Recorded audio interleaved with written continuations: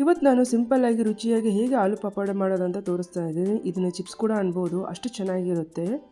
ಇದಕ್ಕೆ ಬೈಂಡಿಂಗ್ ಆಗಿ ನೀವು ಯಾವುದೇ ಅಕ್ಕಿ ಹಿಟ್ಟು, ಗೋಧಿ ಹಿಟ್ಟು, ಜೋಳದ ಹಿಟ್ಟು ಅಥವಾ ಯಾವುದೇ ಹಿಟ್ಟು ಕೂಡ ಮಿಕ್ಸ್ ಮಾಡೋ ಹಾಗಿಲ್ಲ. ಹಾಗೆ ಸಿಂಪಲ್ಲಾಗಿ ಆಲೂಗಡ್ಡೆ ಅಂದರೆ ಹೇಗೆ ಮಾಡೋದಂತ ತೋರಿಸ್ತಾ ಇದ್ದೀನಿ.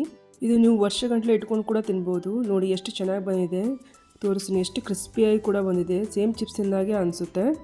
ನನ್ನ ವಿಡಿಯೋ ಯಾರು ಹೊಸದಾಗಿ ನೋಡ್ತಿದ್ರೆ ಪ್ಲೀಸ್ ಲೈಕ್ ಮಾಡಿ, ಹಾಗೆ ಸಬ್ಸ್ಕ್ರೈಬ್ ಮಾಡ್ಕೊಳ್ಳಿ. ನಿಮ್ಮ ಫ್ರೆಂಡ್ಸ್ ಆ್ಯಂಡ್ ಫ್ಯಾಮಿಲೀಸ್ ಕೂಡ ಶೇರ್ ಮಾಡಿ. ನಾನಿಲ್ಲಿ 1 kg ಆಲೂಗಡ್ಡೆ ತೊಗೊಂಡಿದ್ದೀನಿ. ಇದಕ್ಕೆ ಸ್ವಲ್ಪ ನೀರು ಹಾಕೊಂಡ್ಬಿಟ್ಟು ಕುದಿಯೋಕೆ ಇಡ್ತೀನಿ. ಉಪ್ಪು ಹಾಕೋಬೇಡಿ, ಹಾಗೆ ಕುದಿಯೋಕೆ ಇಡಿ.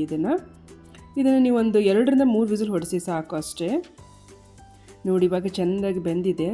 ಇದನ್ನು ಶಿಪ್ಪಿ ಎಲ್ಲ ತೆಗೆದುಬಿಟ್ಟು ಎತ್ತಿಟ್ಕೊಳ್ಳೋಣ. ನಾನಿಲ್ಲಿ ಇದನ್ನ ಎರೆಮುಳು ಇರುತ್ತಲ್ಲ, ಈ ಥರದ್ದನ್ನ ಹೆರ್ಕೊತಿದ್ದೀನಿ. ಇಲ್ಲ ಅಂದರೆ ನೀವು ಸ್ಮ್ಯಾಶರ್ ಕೂಡ ಅಂತ ಸ್ಮ್ಯಾಶ್ ಮಾಡ್ಕೋಬೋದು.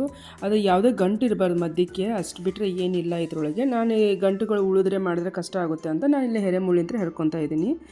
ನೋಡಿ ಇವಾಗೆಲ್ಲ ಹೆರ್ಕೊಂಡು ಆಗಿದೆ. ಇವಾಗ ನಾನು ಇದೆಲ್ಲ ತುರ್ಕೊಂಡಿದ್ದ ಆಲೂಗಡ್ಡೆಗೆ ನಾನು ಇಲ್ಲಿ 1 ಸ್ಪೂನು ಜೀರಿಗೆ ಹಾಕ್ಕೊತಿದ್ದೀನಿ. ಹಾಗೆ 2 ಸ್ಪೂನು ಚಿಲ್ಲಿ ಫ್ಲೇಕ್ಸ್ ಹಾಕ್ಕೊತಿದ್ದೀನಿ. ಖಾರ ನಿಮಗೆ ಎಷ್ಟು ಟೇಸ್ಟ್ ನೋಡ್ಕೊಂಬಿಟ್ಟು ಹಾಕ್ಕೊಳ್ಳಿ. ನನಗಿಲ್ಲಿ 2 ಸ್ಪೂನ್ ಬೇಕನ್ಸುತ್ತೆ, ಅದಕ್ಕೆ 2 ಸ್ಪೂನ್ ಹಾಕ್ಕೊಂಡಿದ್ದೀನಿ. ಆಮೇಲೆ ಇದಕ್ಕೆ 1 ಸ್ಪೂನು ಸಾಲ್ಟ್ ಹಾಕ್ಕೊಂಡಿದ್ದೀನಿ. ಉಪ್ಪು ಸ್ವಲ್ಪ ಕಮ್ಮಿನೇ ಇರಬೇಕು. ಆದಮೇಲೆ ಕರೆದ ಮೇಲೆ ಸ್ವಲ್ಪ ಜಾಸ್ತಿ ಅನಿಸುತ್ತೆ, ಅದಕ್ಕೋಸ್ಕರ ಕಮ್ಮಿ ಹಾಕ್ಕೊಳ್ಳಿ. ನಾನು ಇಲ್ಲಿ ಸಣ್ಣದಾಗಿ ಹೆಚ್ಚಿಟ್ಕೊಂಡಿದ್ದ ಕೊತ್ತಂಬರಿ ಸೊಪ್ಪು ಕೂಡ ಹಾಕ್ಕೊಂಡಿದ್ದೀನಿ. ಇದನ್ನೆಲ್ಲವೂ ಕೂಡ ಚೆಂದಾಗಿ ಮಿಕ್ಸ್ ಮಾಡ್ಕೋಬೇಕು. ಇದು ನಾವು ಏನು ಮಸಾಲೆ ಎಲ್ಲ ಹಾಕಿದ್ವಲ್ಲ, ಇದನ್ನೆಲ್ಲ ಚೆಂದ ಬೈಂಡ್ ಆಗಬೇಕು ಆಲೂಗಡ್ಡೆಗೆ. ನೋಡಿ ಇಷ್ಟ ಆಗಿದೆ. ಇವಾಗ ನೋಡಿದ್ರೆ ನಾನು ಇದಕ್ಕೆ ಏನು ಹಿಟ್ಟು ಹಾಕ್ಕೊಂಡಿಲ್ಲ, ಹಾಗೆ ಎಷ್ಟು ಚೆನ್ನಾಗಾಗಿದೆ ಅಂತ. ಈಗ ಒಂದೊಂದಾಗಿ ರೌಂಡ್ ಗೋಲ್ ಮಾಡ್ಕೊಂಡು ಇಟ್ಕೊತಿದ್ದೀನಿ. ನಾನಿಲ್ಲಿ ಪಾಪಡ್ ಮಾಡೋಕ್ಕೆ ಒಂದು ಪ್ಲಾಸ್ಟಿಕ್ ಶೀಟ್ ಹಾಸ್ಕೊಂಡಿದ್ದೀನಿ. ನಿಮಗೆ ಬಟ್ಟೆ ಮೇಲೆ ಕೂಡ ಹಾಕೋಬೋದು, ಬರುತ್ತೆ. ಬಟ್ ಪ್ಲಾಸ್ಟಿಕ್ ಶೀಟ್ ಹಾಸಿದರೆ ಈಸಿಯಾಗಿ ತೆಗಿಬೋದು ಅಂತ, ಅಷ್ಟು ಬಿಟ್ಟರೆ ಏನಿಲ್ಲ ಇಲ್ಲಿ. ಸೊ ಈಗ ಒಂದೊಂದಾಗಿ ಈಗ ಸ್ವಲ್ಪ ಹಿಂದೆ ಮುಂದೆ ಎಣ್ಣೆ ಹಚ್ಕೊಂಡ್ಬಿಟ್ಟು ಅದಕ್ಕೆ ಒಂದು ಮೇಲ್ಗಡೆ ಪ್ಲಾಸ್ಟಿಕ್ ಅಥವಾ ಈ ಥರ ಬಟರ್ ಪೇಪರ್ ಮೇಲೆ ಹಾಕ್ಕೊಂಡ್ಬಿಟ್ಟು ಹಿಂಗೆ ಎತ್ಬಿಟ್ರೆ ಆಯಿತು. ನೋಡಿ ಎಷ್ಟು ಈಸಿಯಾಗಿ ಬಂತು ಅಂತ. ನೀವು ಎಷ್ಟು ತಳ್ಳಗೆ ಮಾಡ್ತೀರೋ ಅಷ್ಟು ಚೆನ್ನಾಗಿ ಆಗುತ್ತೆ. ನೋಡಿ ಒಂದೊಂದಾಗಿ ಹಿಂದೆ ಮುಂದೆ ಎಣ್ಣೆ ಹಚ್ಕೊಂಡ್ಬಿಟ್ಟು ಮೇಲೆ ಬಟರ್ ಪೇಪರ್ ಹಾಕಿಬಿಟ್ಟು ತಟ್ಟೆಯಲ್ಲಿ ಹಿಂಗೆ ಪ್ರೆಸ್ ಮಾಡಿಬಿಟ್ರೆ ಆಯಿತು. ನೋಡಿ ಎಷ್ಟು ಈಸಿಯಾಗಿ ಬಂದಿದೆ ಅಂತ. ನೀವು ಇದನ್ನು ತುಂಬ ವರ್ಷಗಟ್ಟಲೆ ಕೂಡ ಸ್ಟೋರ್ ಮಾಡ್ಬೋದು. ನೋಡಿ ಎಷ್ಟು ಕಲರ್ಫುಲ್ಲಾಗಿ ಅನಿಸುತ್ತೆ ಅಂತ. ನಾವು ಹಾಕಿದ ಜೀರಿಗೆ, ಚಿಲ್ಲಿ ಫ್ಲೇಕ್ಸು, ಕೊತ್ತಂಬರಿ ಸೊಪ್ಪು ಎಷ್ಟು ಚೆನ್ನಾಗಿ ಕಾಣಿಸುತ್ತೆ ಅಂತ. ಭಾಳ ಚೆನ್ನಾಗಿರುತ್ತೆ. ಇದನ್ನು ಮಕ್ಕಳಿಗೆ ಚಿಪ್ಸ್ ಬೇಕಂತಂದರೆ ಇದನ್ನೇ ಕೂಡ ಕರೆದು ಕೊಡ್ಬೋದು, ಅಷ್ಟು ಚೆನ್ನಾಗಿರುತ್ತೆ. ಇದು ಸೇಮ್ ಚಿಪ್ಸ್ ಟೇಸ್ಟ್ ಥರನೇ ಇರುತ್ತೆ. ಇದನ್ನು ತಿಂತಾ ಇದ್ದರೆ ನಿಲ್ಸೋಕ್ಕೆ ಆಗಲ್ಲ, ಅಷ್ಟು ಚೆನ್ನಾಗಿರುತ್ತೆ ಕರೆದ ಮೇಲೆ. ಇದು ಕಲಸಿದ್ದು ಆಲೂಗಡ್ಡೆ ಒಂದೊಂದಾಗಿ ಪೂರಿ ಶೇಪ್ ಅಷ್ಟು ಗೋಲ್ ಮಾಡ್ಕೊಂಬಿಟ್ಟು ಸ್ವಲ್ಪ ಪ್ಲಾಸ್ಟಿಕ್ಕಿಗೆ ಈ ಥರ ಎಣ್ಣೆ ಹಚ್ಕೊಂಡ್ಬಿಟ್ಟು ಬಟರ್ ಪೇಪರ್ ಮೇಲೆ ಇಟ್ಕೊಂಡ್ಬಿಟ್ಟು ಪ್ರೆಸ್ ಮಾಡಿಬಿಟ್ರೆ ಆಯಿತು. ನೋಡಿ ಎಷ್ಟು ಈಸಿ ಇದೆ ಅಲ್ಲ ಇದು. ನಿಮಗೆ ಈ ವಿಡಿಯೋ ಇಷ್ಟ ಪ್ಲೀಸ್ ಲೈಕ್ ಮಾಡಿ. ನೋಡಿರಿ ಹೀಗೆ ಎಣ್ಣೆ ಒಂದೊಂದಾಗಿ ಹಿಂಗೆ ಹಚ್ಕೊಂಡ್ಬಿಟ್ಟು ಬಟರ್ ಪೇಪರ್ ಮೇಲೆ ಹಾಕಿಬಿಟ್ಟು ಪ್ರೆಸ್ ಮಾಡಿದರೆ ಆಯ್ತು. ನೋಡಿರಿ ಎಷ್ಟು ತೆಳ್ಳಗೆ ಸಾಧ್ಯನೋ ಅಷ್ಟು ತೆಳ್ಳಗಾಗಿ ತೀಡ್ಕೊಳ್ಳಿ.